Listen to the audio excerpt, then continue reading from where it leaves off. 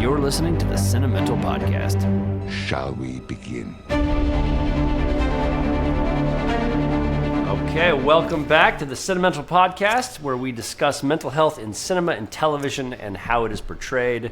What do they get right, what do they get wrong, and what do you need to know about mental health? As always, I'm Jeffrey Jones. I'm a screenwriter as well as a professor of screenwriting, and I'm joined by my brother, a general and forensic psychiatrist, Dr. Josh Jones. Hello. Today we're talking about The Holdovers, a movie about a teacher and his student stuck together over Christmas break. Josh? Yeah, folks, in order to fully discuss the issues of mental health, we take a view of the whole movie. So we want to remind you, this is a spoiler-filled podcast. A lot of spoilers. So, yeah. But keep listening anyways. It's too late to turn back now. The information expressed in this podcast is for educational and informational purposes only. Nothing expressed in this podcast is medical advice. No doctor-patient relationship is created. And of course, if you or someone you know is suicidal and experiencing a severe mental health crisis, please call or text the National Suicide and Crisis Lifeline number 988. Jeff, let's get in. Yeah, let's do it. But before we begin, I want to briefly mention this week's sponsor. Thank you again to the sponsors. It's AccuView contact lenses. If you have astigmatism, myopia, or lazy eye, AccuView can help. Stop scaring your students with AccuView. Oh, God, that's awful. Was that one too far? That's awful. That's how they created that effect, though, was with a floating contact lens. Yeah, I imagined. Yeah, pretty cool effect though. I mean, there were some creepy stares by good old Paul G. I found myself going, I don't remember him having that lazy eye. I was about to say something terrible, and I'm not going to. Yeah. Good. God love Paul Giamatti. God love him. Okay, Josh, start us off with the diagnosis. We've got three sort of main characters here. We have Mary Lamb, who's the bereaved mother cook. We've got Angus and Paul the teacher. So fire away. Yeah, first of all, I want Mary in my life. She was just a great character. Just expertly played. Wonderful, wonderful character. I could have just watched the whole movie about her. So she actually does not have a mental health diagnosis. Okay. She is experiencing grief. Grief from the loss of her son, maybe a little extended. It's normal, and I think that's the number one takeaway I want people to have from this one: is grief is normal. Grief is not abnormal. It's not a mental health condition. It is part of the human experience. It's how we celebrate and mourn those who have left us, and how we move on. So, yeah, and we've mentioned this in a previous episode, but there's a difference between grief and depression. And, that's right. And you can feel depressed when you're grieving, but that's different than being depressed. Yeah, sadness is a normal human emotion. It is not pathological. We should not pathologize it. You should feel sad. You know, Jeff, you and I have lost both our parents. They died when we were Where'd they go? Adults.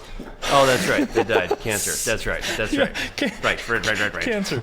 And as listeners are going to pick up, you and I have developed a very morbid sense of humor around our dead parents. Developed. We had it the whole time. But that grieving Our process, priest literally said, I want to hang out with you guys because everybody out there is sad. Didn't he also say you guys put the fun in funeral? Yes, he did. Anywho, grieving is how we incorporate this new reality of having this person not in our life anymore. Right. And it's normal. If you start to not be able to function for an extended period of time, for a couple weeks or more, if you start to have thoughts of hurting yourself or wanting to die, that's gone beyond grief. That may be progressing into a major depressive disorder, and you should absolutely seek help from your primary care provider, from a counselor, from the 988 number, any way you can. Yeah, I know. But Mary is grieving her son. I know you can't give me a real day, but what is the expected timeline for grief? Is it 6 months? Is it a year? If you're still grieving after a year and a half and it hasn't gone down, is there and I know it's, if for 2 or more weeks when you're depressed, yes, but when it comes to grieving, what's a Is there a realistic timeline? Yeah, that's been hotly debated in mental health circles, and don't actually know right off the top of my head what the latest DSM-5 date is. I think it's 6 months, but with the grieving process, with a standard grieving process, things are going to be bad. You're going to feel terrible, and then it will lighten up over time. Right. Not in a straight line, in fits and jags. I think everybody's probably heard that there are stages of grieving, and I think that's a decent way to conceptualize it. But most of us experience those stages at the same time, in mixes, in ups and downs, and that's totally normal. It's totally normal. But if you're not able to function, that's when you need to get help. I remember, obviously, the stages of grief are something that it gets talked a lot about, and it's shown a lot in cinema. I don't particularly love the 5 stages of grief, but I will say that, I remember really well the stage where I stopped feeling sad and I felt bad about it. And I think that that's actually a sign that you're healing, even though you feel bad about not feeling bad. But I think that's you finally coming out of the haze of that, of that grief. Yeah. Anyway, we're gonna be here forever if we just talk about Mary. Give me some Angus, give me some Paul. All right. So Angus is actually, I think, the most complicated diagnostically of these characters. He's got a lot going on. He's a teenager. I think I'd probably place him about 17 is what I would say, and he's dealing with a lot. I think you probably could say he has some depression, although I didn't get a clear enough view of symptoms that he was portraying in the film itself to say that's major depressive disorder. I have a great question about that, but I'm going to save it. I'm going to save it till we get to the dad. He's going through a lot, but he's definitely going through loss. He is grieving as well. He is grieving the loss of his father. Right.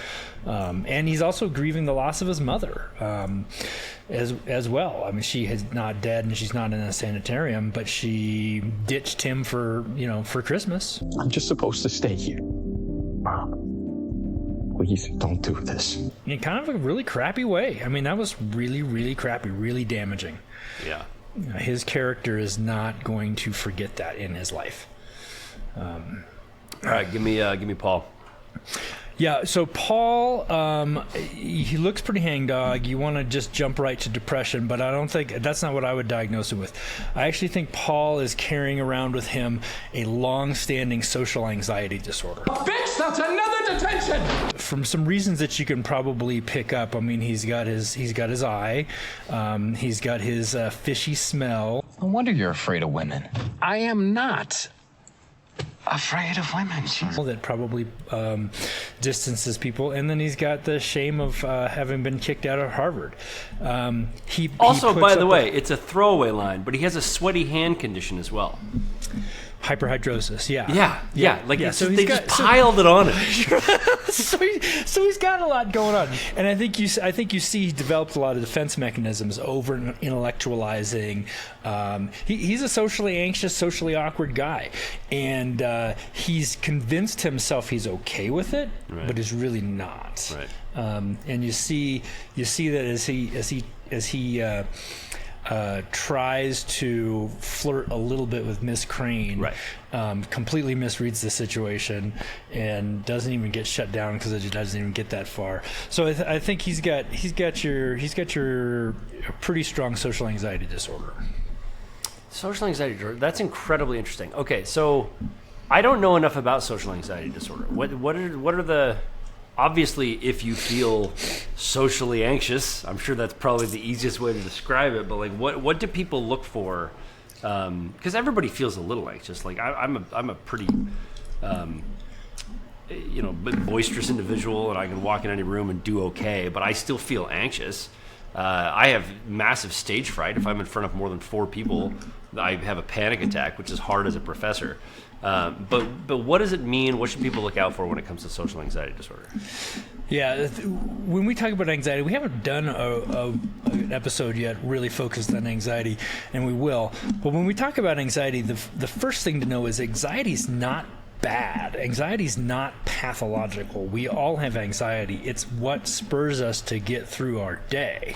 It's what gets you up in the morning and makes you like, remember, I've got a test I've got to study for. A little bit of anxiety is the thing that reminds me to make my son breakfast in the morning.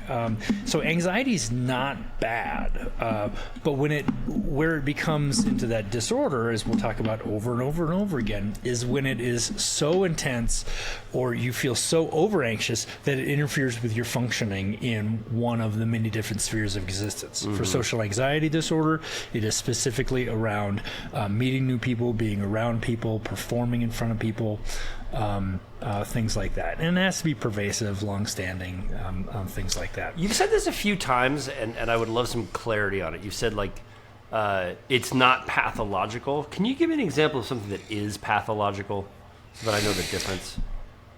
Sure. So let's stick with anxiety. Okay. You feel anxious. You have some of the sensations of anxiety, butterflies in the stomach, feeling a little sweaty. When, oh my God, I've got to remember to walk the dog. That's totally fine. You feel so anxious, you start to sweat, your heart's pounding, you start to feel like there's doom impending upon you, you start to feel like you're dying because you have forgotten to walk the dog, to the point where you're not able to function, you're having a full-blown panic attack that you can't talk yourself out of. Gotcha. That starts to edge into what we would call pathologic. So something now, like agoraphobia, I'm speaking pathological? Is that like an example, or is that close? Yeah. So agoraphobia is fear of, it's fear of the forum, from Latin. Fear of Well, hello, Mr. Fancy Pants. But it's when it's a pathological diagnosis, it's when you're just too afraid to go outside, too afraid to be around others, and it really interferes. I mean, with people, they have a hard time going to the store, they have a hard time working, they have a hard time going out and meeting people, and it can get really severe. So yes, that's what we're talking about. Okay. So you and I not had a disagreement about this, but when we were talking before the show, we talked about what this movie was about. And to me, this movie, the lesson of the movie from a screenwriting perspective is what Paul G. Screenwriting perspective. God, my mouth just can't catch up with me sometimes. Like, I can't say the word Christmas. If I go fast, it's Christmas. It just comes out awful. From a screenwriting perspective, this movie is about what Paul tells to Angus at the end, which is, you are your own man. You're not a slave to your history. You are not your father. You're your own man. The Greeks had the idea that the steps you take to avoid your fate are the very steps that lead you to it, but that's just a literary conceit. In real life, your history does not have to dictate. And you had a different take on what the movie was about, but they're really about the same thing. Talk about that for a second. They are. This movie to me is about loss and grief. Right. I mean, every major character loses something, and then we see the grieving process for the three main characters, done expertly. But grieving is how we put our past behind us, how we put the loss behind us. Or, probably better said, is how we incorporate that loss into our new reality. Yeah, I like that a lot. I remember a friend of yours, Dr. Pearson, back in the day. I had a friend that went through something awful, and I was like, I just want to help her get back to normal. And he was like, she's going to have to develop a new normal. Like, this will forever shape, this will have always happened, you know, and it's awful, but it's also true. When these things happen, we have to grieve and move on, but we don't move past, or we don't move on, we move past, or however you want to say it, but like, we do carry it with us in some way. Move past, move through, move with, probably move with is what I would say. Yeah. Okay, let's dive into the movie itself. This is a quick one just about screenwriting. People will argue with me, especially my students will argue with me about screenplay structure. And if you ever want to learn everything you need to know about storytelling, just watch an Alexander Payne movie because he is perfect at structure and perfect at storytelling. His introduction to the characters, the way you're really supposed to introduce somebody is tell us exactly who they are and exactly what they want. And so when we introduce Angus, he's packing his bags as fast as he can. He can't wait to get out of there. And the only time they push in and show something important is the photo of his family that has his dad. Mm-hmm. So we know this is a guy who wants a relationship with his dad, and he wants the hell out of there. When we first meet Paul, he's grading papers. He hates his students. He calls them Philistines. He calls them something else, but it's not a good word. Troglodytes. And then we go out from him, and we see the Jim Beam perfectly placed on his desk, so we know he's a big drinker. When we meet Mary Lamb, we're in the middle of a service about her dead son, and then we cut to her, and we see her face. We know that she's just lost her son. The first time she speaks, she says, "My little sister Peggy and her husband invited me to go visit them in Roxbury, but I feel like it's too soon. Like Curtis will think that I'm abandoning him, you know? This is the last place that my baby and I were together." Yeah. And so she can't move on from that. And I just think that that's beautiful and magical storytelling, and it's so subtle. It doesn't hit you over the head. It just tells you what you need to know. And in Angus's case, he doesn't tell you anything. It just shows you. He's packing frantically. You know, it's just masterful storytelling by Alexander Payne. Okay, so the next thing we get into, we see Paul, grading papers. We see him talking to his boss. And so I just want to talk with you a little bit about mentorship. We've talked about this before. It's really interesting to me now as an educator to look at and to think about my previous teachers and the role of an educator. And it drove me absolutely nuts that the highest grade he gave was a B+. Because here's a spoiler alert for every student out there. Every single teacher grades on a curve. We have to. If everybody gets an A, there's a problem with your teaching. It's not hard enough. And if nobody passes, that's a problem. You didn't inspire them enough, or it was too hard. So we have to grade on a curve. We have to find that range where people can get A's and C's. And so the fact that he didn't give anybody a good grade, it's obviously perfect to his character, and it makes sense for his character. Yeah. But part of this is, I just want to talk about things that everybody can relate to. And so I just think that, what is the role of a mentor? How hard do we push, etc. And so I just think it's interesting. And I was thinking back about teachers you and I used to have. Did you have a teacher? Because you and I had basically the same experience with the same grade school, middle school, high school. Did you have a teacher who really inspired you? We went to the same college. We went to the same college. That's right. Yes, I did have a couple teachers that inspired me, but when I didn't really find my mentors when I got to medical school. And as you prepped me for this, I thought about them, and I've got 3 mentors that I would say those are people I want to aspire to. I think the other mentor that I had, of course, was our pastor growing up. Yeah, he was just a wonderful man, a wonderful human being, and I learned a lot. He was so good that neither of us believe in God. I wouldn't go that far. He would always say to me, he's like, "Josh, you got to keep open the possibility." I love that Mom was the president of the church and an open atheist. But she was just a great leader. She told people what they wanted to hear, but she would say maybe not.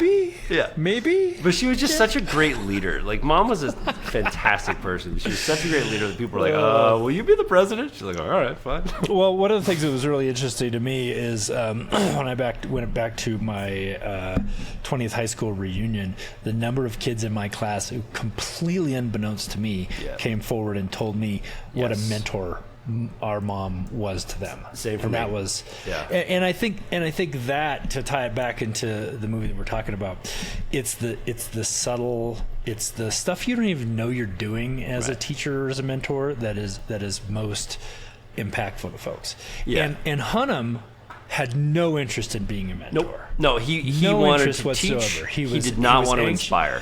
He didn't. Yeah, he was anxious. He couldn't be a mentor. Yeah. Yeah, and again, Alexander Payne, brilliant.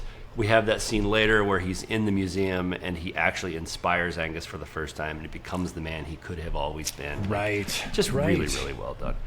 You see, history is not simply the study of the past, it is an explanation of the present. See, when you say it that way and throw in some pornography, it's a lot easier to understand. Yeah, for me it was Mrs. Sargent, 6th grade. She just knew I was brilliant, and let me test out of all the math lessons, and then gave me a high school math book that was like, teach yourself. And she would come out in the hall and teach me. And then she also was the first person who was like, you really have a voice and you can be a writer. And she just allowed me extra time to journal. But it was just that, any teacher who's like, they're all exhausted. Teachers are just exhausted. And anybody who's like, this kid is great and I want to do extra for him, that's the ball game. And kids know that. And kids grow up and think about that their entire lives. So, be the inspiration, people.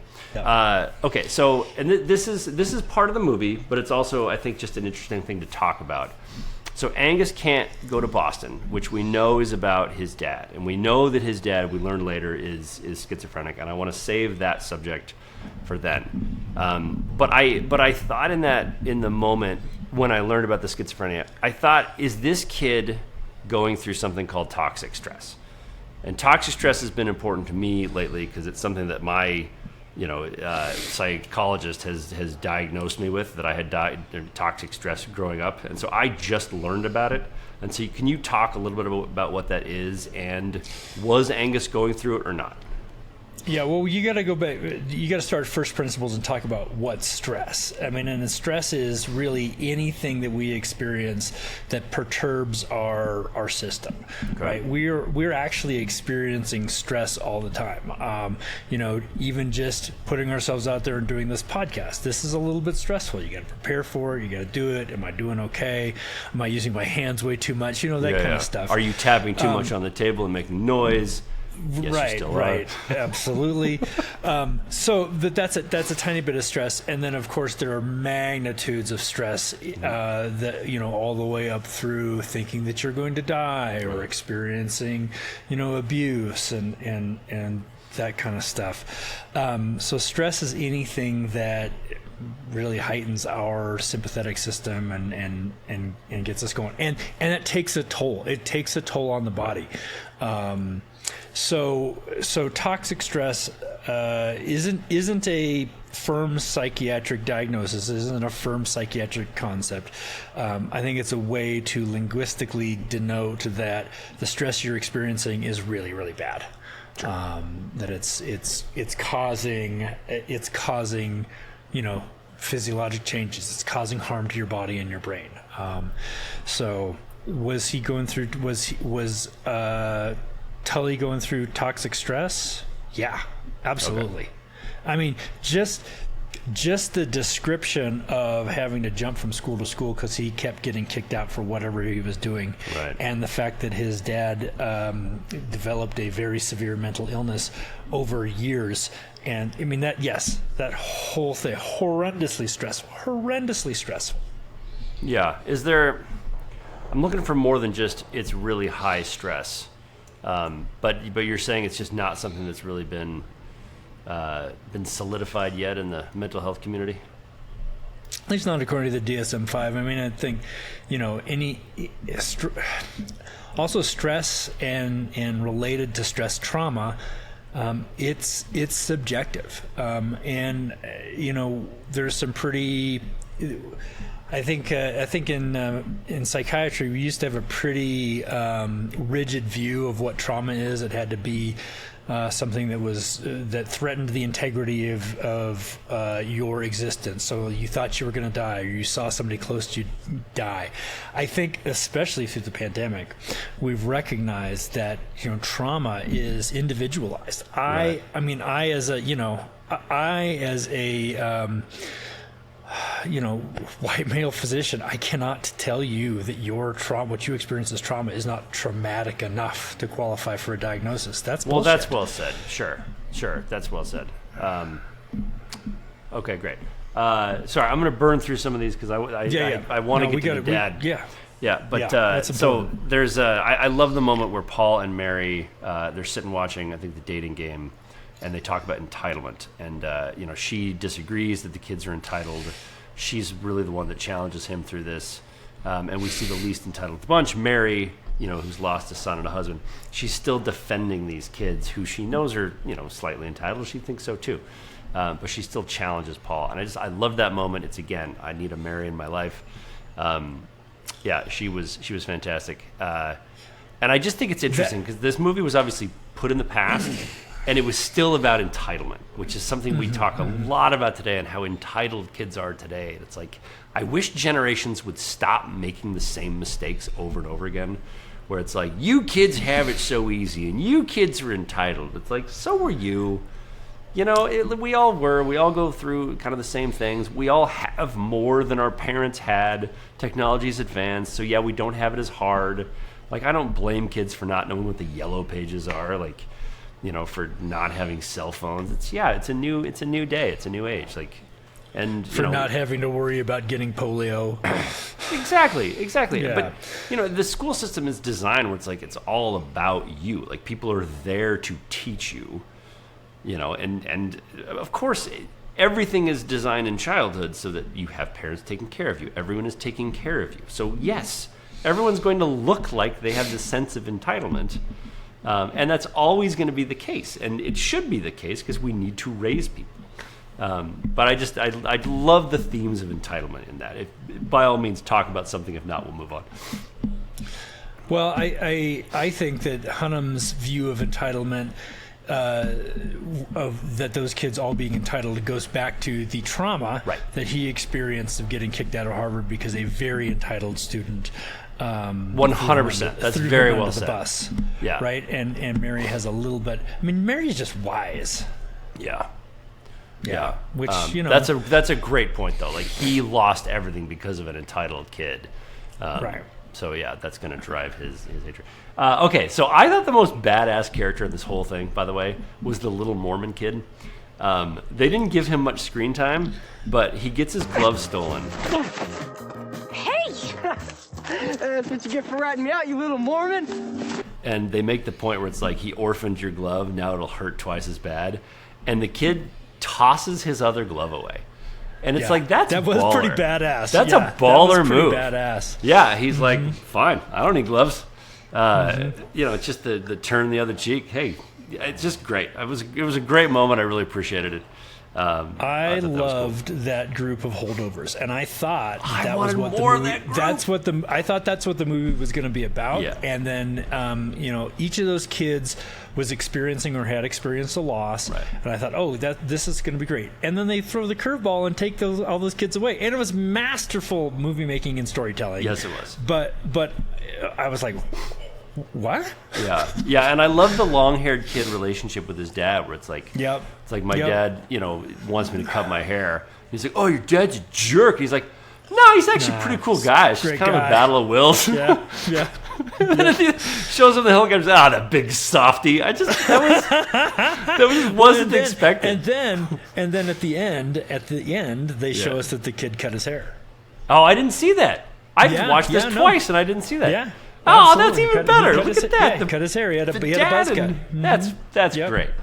That gives me all the feels. Okay, so and this I thought was really interesting, just about who Paul is, etc. And again, it's just Mary just giving people the truth they need to hear. But he never travels. He doesn't have sex. He started a Monogram but hasn't finished. doesn't have a whole book in him is something he says. I'm not sure I have an entire book in me. Girls, how did your husband complete? You can't even dream a whole dream, can you? I loved that. I loved that moment. But it also brings me to a point about, obviously, like, we know that Paul is probably depressed. And we know that Angus has been diagnosed with depression. I still want to ask you about that in a second. But I, in that moment, had the feeling of, like, depression isn't obvious. And I thought that the way that they portrayed, the actors knew that they were depressed. And so there's certainly an impulse to act depressed. But they just sort of acted, I felt, normal given the circumstances. Was that an accurate portrayal of depression? Because that's what it seems like to me, is that you can't necessarily see the signs of depression. Yeah, damn straight right, and that's what makes it so insidious, and that's what makes depression, major depressive disorder, actually the number one cause of missed productivity worldwide. Is depression, and you don't really know it. It's this hidden epidemic, because you can mask it, you can push over it. You don't come out with, in mild to moderate depression, you don't have obvious signs of being sick, right? You're not coughing, you're not doing all that kind of stuff. So yeah, do I buy that those two characters had depression underlying all this? Absolutely. Right. Absolutely. Great. And there was just something kind of just sad to the whole film, right? The whole film was sad. Yeah.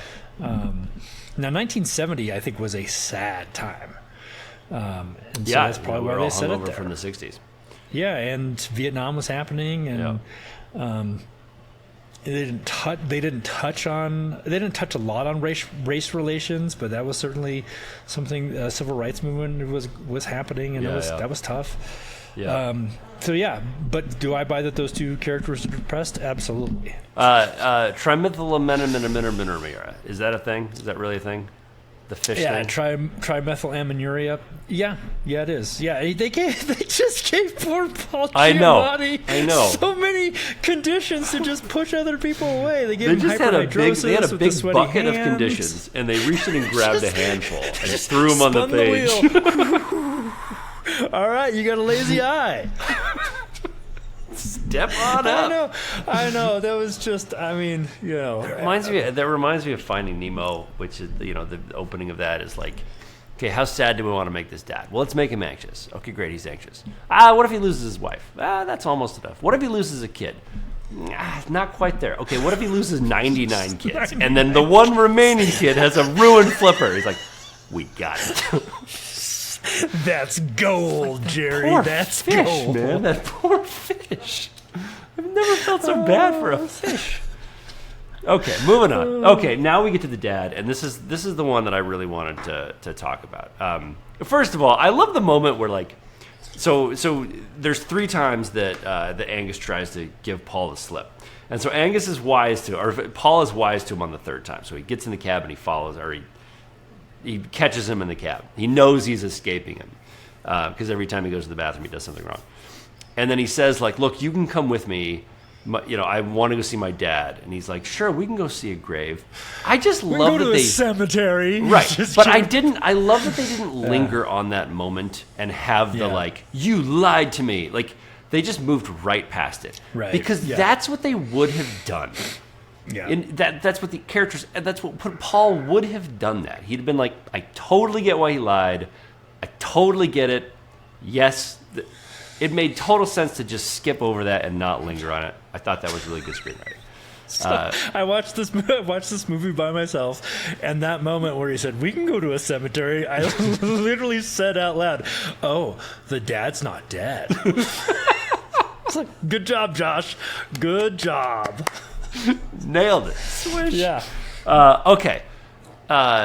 So the diagnosis that they gave in the film was paranoid schizophrenia.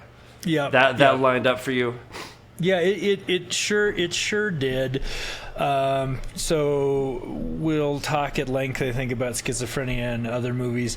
But schizophrenia is a global brain disease, hallmark symptoms of which people experience delusions, which are fixed false beliefs, hallucinations, usually auditory or visual hallucinations, disorganization, and they can get very paranoid and very suspicious. And so schizophrenia is different than multiple personality disorder. Very, very different. Okay, yes, because I think a lot of people conflate the two. It's very, very different, and we could talk at length about that. We'll do that in another episode. Yeah, because this is the question I want to ask you. So, the dad has schizophrenia. We learned that in the moment, but we're really supposed to be looking at the effect that it has on Angus. Right. So I want to spend a little bit of time talking about what families who have a schizophrenic member, like, what do they go through? What are the resources for them? What are they supposed to do? Like, I couldn't even imagine that. I couldn't even imagine mom or dad, having that diagnosis and feel like you're losing a parent before they're gone. Like, yeah. I can't. Just talk to me about that.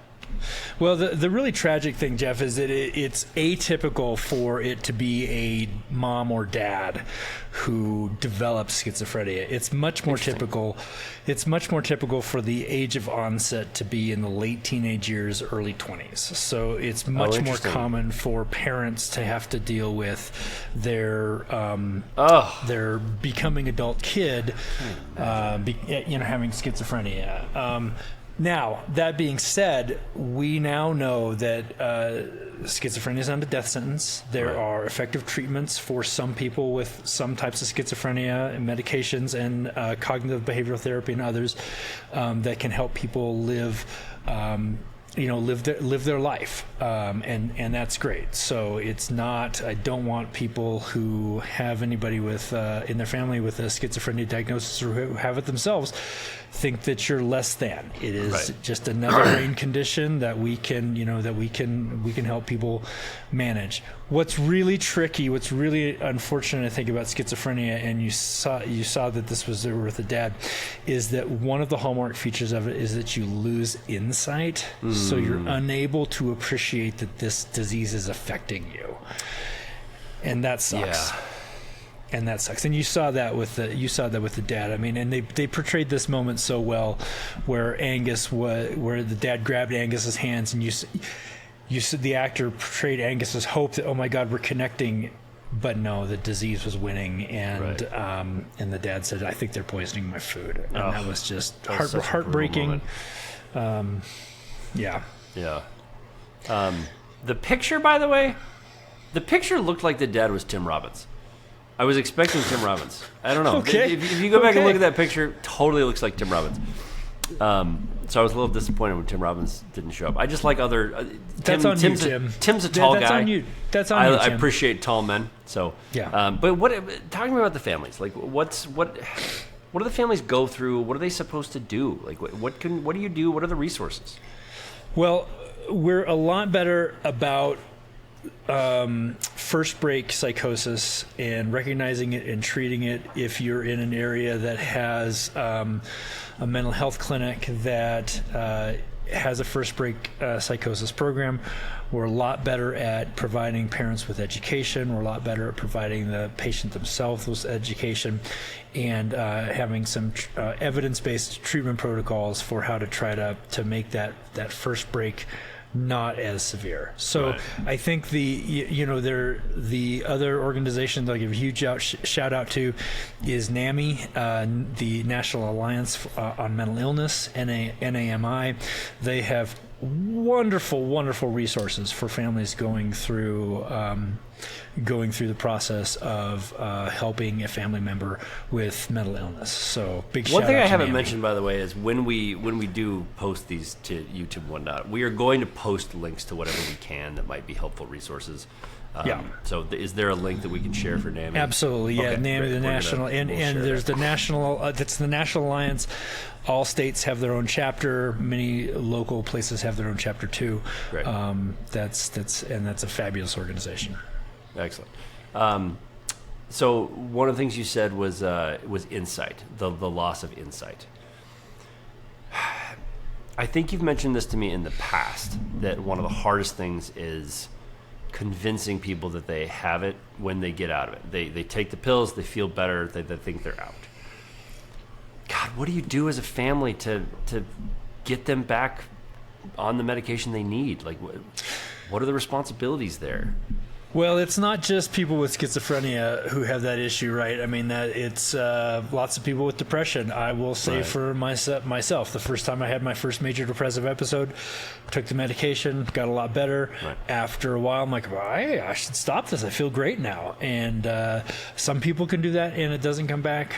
Some of us, it does. Right. So what do? You continue to talk. You talk, and you listen. You listen. I mean, as a psychiatrist, I prescribe lots of psychiatric medications. It is not and I tell this to patients, it is not my intention for you to experience side effects or things that you don't want. If you're having side effects, the great news about psychiatric medication is there's lots of different ones, and we can pick a different one. I don't want you to feel like a zombie. I don't want you to have side effects you don't want. I want you to feel more like you. Yeah. But no, I think that the talk is really well said, because the time to talk about it isn't when someone needs help. The time to talk about it is when they're on the medication. Open those channels, have those conversations. You know, like I remember my wife and I started going to couples therapy. We were like going through a rough patch, and then we got out of it. And we talked about going to a couples therapist, but we like couldn't find one. And then when we were out of it, we were like, oh, great, we don't have to find one now. And we both were like, you know what? That's a bad idea. Let's find one now. Let's start talking about the things that we've been dealing with, so that when the next thing comes up, we have the support we need and someone's caught up on our life. And it was one of the smartest things that we ever did. And our couples therapist is fantastic, and we're lucky to be with her. But yeah, it was, when do you build the ark? Before the storm. Before the storm. Another tool that's available to people who go in and out of mental health conditions that may render them without the ability to really participate in their care is the Mental Health Advance Directive. So I think everybody's probably heard about advance directives for your end-of-life care. Most, if not all, states now recognize the existence of mental health advance directives, so you can create a document that your healthcare professionals will follow. MHAD. There you go. That you say, hey, this is what I want to have happen if I, start to hallucinate. These are my preferences. There you go. That's a great answer. I think that makes, that's great. That's good stuff. Okay. Thank you for answering all that, because I for some reason this one really affected me when the kid walked away. Just the look on Angus's face when he realizes he didn't connect with his dad is so heartbreaking. Yeah, and then that was a powerful scene. I mean, that was a powerful scene, and it was exactly the right length. Yeah, I agree. Okay, so here's the question I wanted to ask you, because this is the big one for me. He was diagnosed, obviously, with depression. They make that very clear, whether Librium was used for something else or not. They say the word depression. And he believed he was going to end up like his dad. The funny thing is, I wanted to see him so bad this whole time. But I also didn't, So I'm afraid that's just going to happen to me one day. And that's the lie the character believes. The theme of the movie being, you're your own man. Your history does not have to dictate your destiny. Right. But my question for you is, was he diagnosed because of his dad or because of him? Oh, great question. I mean, depression and schizophrenia not necessarily related, although there's some suggestion. But the fear of it. Yeah. The fear of it is what I was wondering. No, that's a great question, Jeff. I don't know. I don't think the movie gave us enough to be able to answer that. But I think that, they tell us that whole saga with his dad lasted 5 years. Right. Yeah, absolutely. That was part of it. Because I think about this as a dad, where it's like anytime that little Windsor has she has a tantrum one moment and she's happy the next, I'm like, she's got my bipolar. And it's like, no, No, she doesn't. She's a toddler. She's just a toddler, man. But how do you not think that way if you're a parent? Yeah, you can't. It's really hard. Well, I mean, it's really hard. It's on both ends. I mean, I have thought that about my kids. God, I hope they don't, end up with my depression. I've thought it the other direction. God, I hope I don't end up with mom and dad's cancer. Yeah. I think that's just part of the human condition. Yeah. All right, good stuff. Hot tent.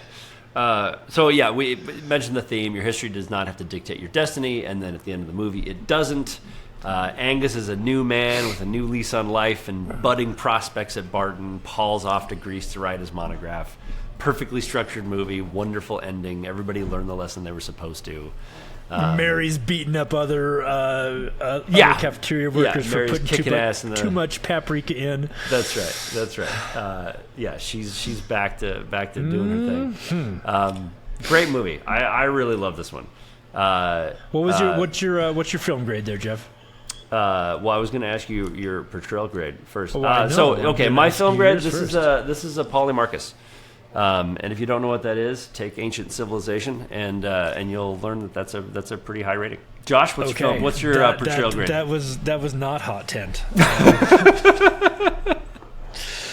The portrayal grade, I actually give it overall very, very good. The Librium thing aside, which I'll let go. I thought that their portrayal you didn't.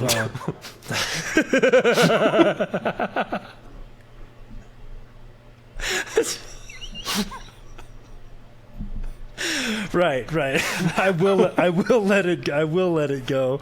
I thought the portrayal of mental conditions in these characters was fantastic, and I think it just goes to show that you can truthfully portray how people experience mental health in a way that honors it and also tells a good story. Yeah. Okay. Great. Ladies and gentlemen, that was the Holdovers. Josh, you and I did not talk about what movie we want to do for next week. I have something in mind, but did you have one you wanted to hit up? Always Star Trek II: Wrath of Khan. Okay. What one are we doing? Well, I really want to at some point talk about possession. I'm fascinated by it. Okay. I think that there's a lot of obvious psychiatric things going on when it comes to possession. I want to dig deep in the film archive and do The Exorcist. At some point. We could do The Exorcist. I think that's good. Another one that I've been wanting to do around that topic, and I can't come up with the title off the top of my head. It was a recent Russell Crowe movie where he plays the priest's exorcist. The priest's exorcist? Or the Pope's exorcist. Sorry, the Pope's exorcist. I haven't seen that movie yet, but my understanding is that he does a really nice job they portray, and they're both psychology and exorcism. So I know a fair amount about the actual priest that movie was based on. So let's do that. We're doing the Pope's Exorcist next week. Pope's Exorcist. Yeah, but this was the Holdovers. So for Dr. Josh, I'm Jeff Jones. If you like this, please subscribe. Do all the things. It's on the podcast channels. There's buttons. You know what to do. And thank you all very much for being with us. Peace.